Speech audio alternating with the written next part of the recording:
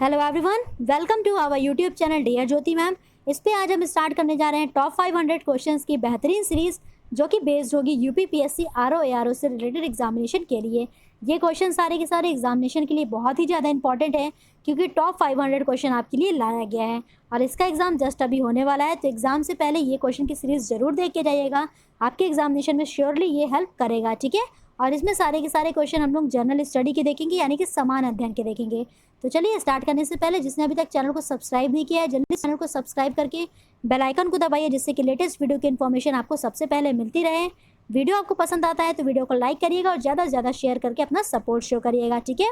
तो चलिए स्टार्ट करते हैं। देखिए फर्स्ट क्वेश्चन आपकी स्क्रीन पे है, महाभारत मूलतः किस रूप में जानी जाती थी। महाभारत जो प्रारंभिक में थी, यानी कि मूलतः किस रूप में जानी जाती थी, तो आपका आंसर करेक्ट है ऑप्शन भी जय संहिता के नाम से जानी जाती थी। आइए इसका एक्सप्लेनेशन देखिए। तो प्रारंभ में महाभारत में 8800 श्लोक थे और इसे जय संहिता के नाम से जाना जाता था। महाभारत का दूसरा संस्करण क्या कहलाया, तो ये भारत कहलाया था, जिसमें श्लोकों की संख्या 24,000 हो गई थी। और वर्तमान में कितने श्लोक प्राप्त हैं, तो वर्तमान में 1,00,000 श्लोक प्राप्त हैं और इसका जो नाम है, संस्करण है, वो बदल करके महाभारत कर दिया गया है, ठीक है। तो यहाँ तक क्लियर। आइए चलते हैं क्वेश्चन नंबर 2 पे। क्वेश्चन नंबर 2 क्या है, सतपर्णी गुफाएं स्थित हैं। सतपर्णी गुफा कहाँ पे स्थित है, इसका आंसर करेक्ट हो जाएगा ऑप्शन सी, यानी कि राजगृह में स्थित है। राजगृह कहाँ पे है, आइए एक्सप्लेनेशन में देखिए। राजगृह बिहार के नालंदा जिले में स्थित एक शहर है। राजगृह की वैभरा पहाड़ियों पर सतपर्णी की जो गुफा है वो स्थित है। ओके, यहाँ तक क्लियर। आइए देखिए क्वेश्चन नंबर 3, गुप्त काल में स्वर्ण मुद्रा को कहा जाता था। तो गुप्त काल में स्वर्ण मुद्रा को क्या कहा जाता था, इसका आंसर करेक्ट है ऑप्शन नंबर बी, यानी कि दिनार कहा जाता था स्वर्ण मुद्रा को। आइए और देखिए इसके एक्सप्लेनेशन में। गुप्त काल में स्वर्ण मुद्रा को दिनार कहा जाता था, अभी हमने आपको बताया। रजत सिक्के को जारी करने वाला प्रथम गुप्त शासक कौन था, तो चंद्रगुप्त द्वितीय विक्रमादित्य था। बहुत बार एग्जामिनेशन में पूछा गया ये क्वेश्चन भी, कि रजत सिक्के को जारी करने वाला पहला गुप्त शासक कौन था, तो ये था चंद्रगुप्त द्वितीय विक्रमादित्य। और रजत सिक्के को क्या कहा जाता है गुप्त काल में, तो इसको कहा जाता है रूपक। ओके, नेक्स्ट क्वेश्चन देखिए क्या है, निम्नलिखित में से कौन फलों को पकाने में बढ़ावा देता है। तो इसमें से कौन सा फलों को पकाने में बढ़ावा देता है, इसका आंसर करेक्ट है ऑप्शन सी, यानी कि एथिलीन गैस जो होती है वो फलों को पकाने में बढ़ावा देती है। नेक्स्ट क्वेश्चन देखिए क्या है, इनमें से किसे द ग्रैंड ओल्ड मैन के नाम से जाना जाता था। तो ग्रैंड ओल्ड मैन के नाम से जाना जाता है दादा भाई नौरोजी को, ठीक है। इसका आंसर करेक्ट हो जाएगा ऑप्शन नंबर ए, यानी कि दादा भाई नौरोजी। इसका एक्सप्लेनेशन देखिए। दादा भाई नौरोजी को लोग भारत के वायोवृद्ध नेता, ये भी काफी बार पूछा गया है कि भारत के वायोवृद्ध नेता कौन है, तो दादा भाई नौरोजी हैं। वायोवृद्ध नेता या ग्रैंड ओल्ड मैन के नाम से लोग इनको स्मरण करते हैं। नेक्स्ट क्वेश्चन, विद्युत चुम्बकीय प्रेरण पर आधारित युक्ति है। तो विद्युत चुम्बकीय प्रेरण पर जो आधारित युक्ति है वो विद्युत मोटर है और डायनमो है, ठीक है। तो आपका आंसर करेक्ट हो जाएगा ऑप्शन डी, यानी कि बी एवं सी दोनों जो है विद्युत चुम्बकीय प्रेरण पर आधारित युक्ति है। इसका एक्सप्लेनेशन देखिए। तो विद्युत मोटर और डायनमो दोनों ही विद्युत चुम्बकीय प्रेरण पर आधारित युक्ति हैं। विद्युत मोटर कार्य क्या करती है, तो यह विद्युत ऊर्जा को यांत्रिक ऊर्जा में परिवर्तित करती है, और डायनमो क्या करती है, तो यांत्रिक ऊर्जा को विद्युत ऊर्जा में परिवर्तित करती है। ओके, यहाँ तक क्लियर। नेक्स्ट क्वेश्चन देखिए क्या है, विश्व की विशालतम दूरबीन कौन सी है। तो विश्व की विशालतम दूरबीन है आइस क्यूब। कौन सी है, आइस क्यूब है, ठीक है। याद रखिएगा, काफी इंपॉर्टेंट क्वेश्चन है ये। तो विश्व की विशालतम दूरबीन है आइस क्यूब। इसका एक्सप्लेनेशन देखिए। आइस क्यूब विश्व की विशालतम दूरबीन है। इसका निर्माण कब हुआ था, तो दिसंबर 2010 में इसका निर्माण किया गया था। नेक्स्ट क्वेश्चन, उत्तर प्रदेश में चमड़ा उद्योग के प्रमुख केंद्र हैं। तो उत्तर प्रदेश में चमड़ा उद्योग के प्रमुख केंद्र जो हैं वो आगरा में भी हैं और कानपुर में भी हैं। तो आपका आंसर करेक्ट है ऑप्शन डी, यानी कि ए एवं सी दोनों। जरूर से याद रखिए, बहुत ही इंपॉर्टेंट क्वेश्चन है, यूपीपीएससी का आप लोग एग्जाम देने जा रहे हो तो उत्तर प्रदेश से रिलेटेड क्वेश्चन आपको याद होने चाहिए। तो उत्तर प्रदेश में चमड़ा उद्योग के प्रमुख केंद्र हैं आगरा में और कानपुर में। ओके, नेक्स्ट क्वेश्चन देखिए। वर्ष 2011 की जनगणना के अनुसार निम्नलिखित में से किस राज्य में नगरीय जनसंख्या की जो प्रतिशत है वो न्यूनतम थी।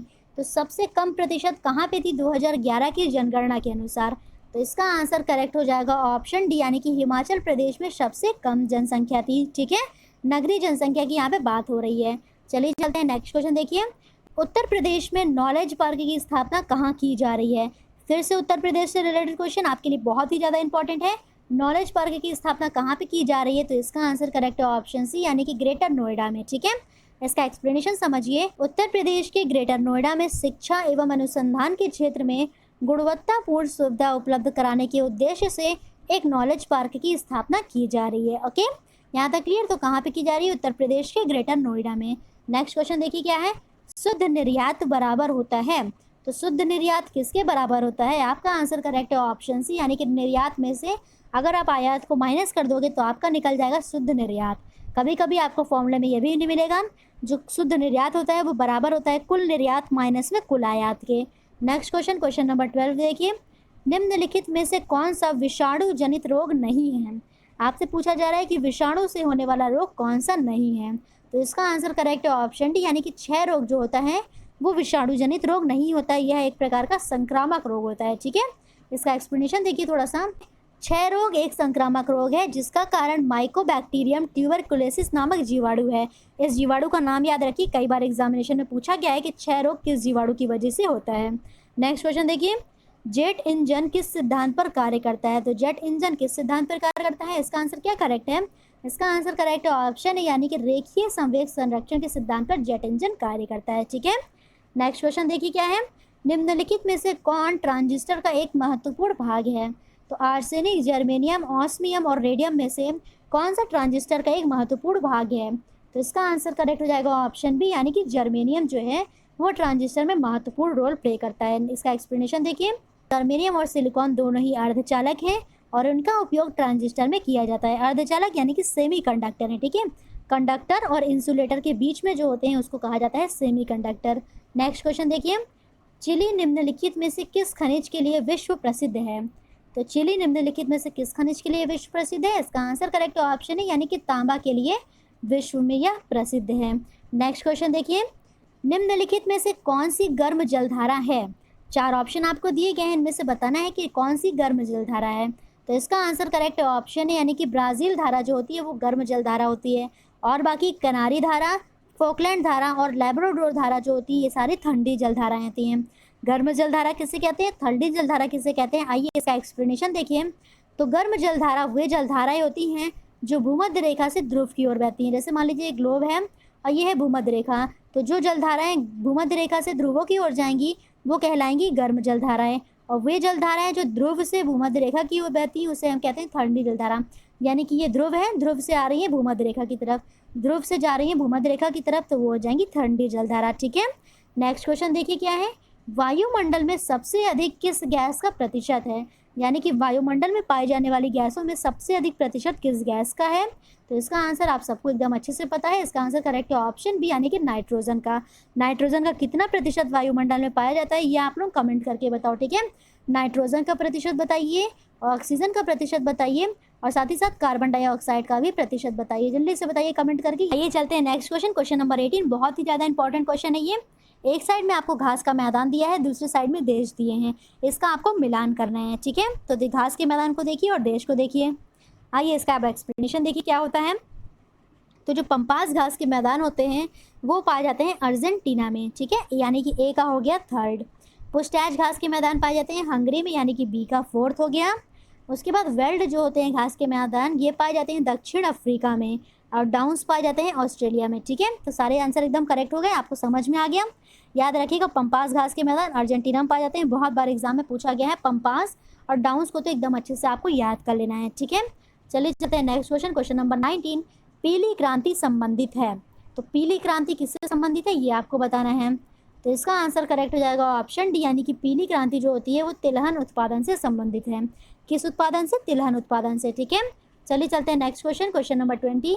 में से कौन सी नदी ओडिशा में अपना डेल्टा बनाती है? 4 ऑप्शन आपको दिए गए हैं, गोदावरी, महानदी, नर्मदा और ताप्ती। तो इसका आंसर करेक्ट है ऑप्शन बी, यानी कि महानदी जो है वो ओडिशा में अपना डेल्टा बनाती है। इसका एक्सप्लेनेशन देखिए।